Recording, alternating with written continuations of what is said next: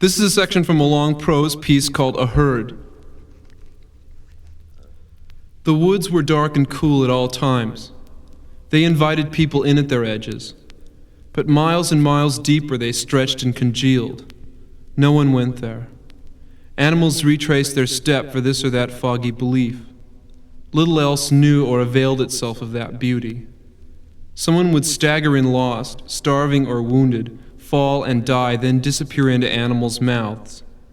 Then one day, much later, maybe men would hike in and carry away the white sketch left behind. They would speak angrily, but nothing around them could understand, so they left things as they were. If there was a God, he would have liked to lift the cities up in the air with a wave of huge hand and plunge them into the woods, leave them there a month, then drop them back at their seasides and in their valleys. He liked the idea of that mixture and grew tired of both the city's sharpness and the woods' sleep. Wake the woods up, calm the cities down. But he couldn't do this for unknown reasons. He could only pour rain on the buildings or snow when he was angry.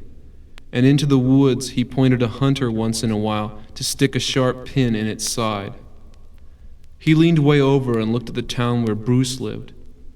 A white car was taking uninteresting young men inside it, then driving them to a tract house, which God had to mark with an X to remember. The man who drove the car was as happy as humans could be.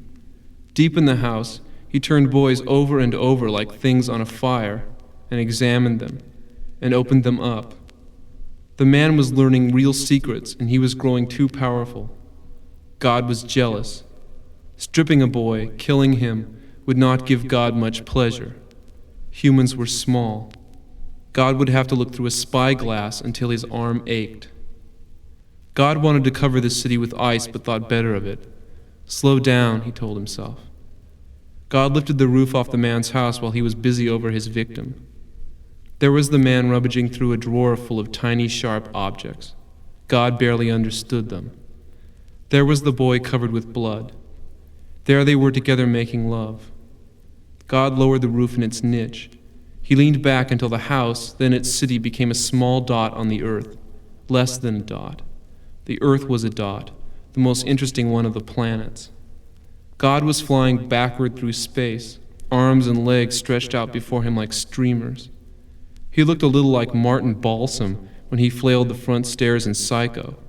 But God was laughing, not shrieking, and that was how he would stay.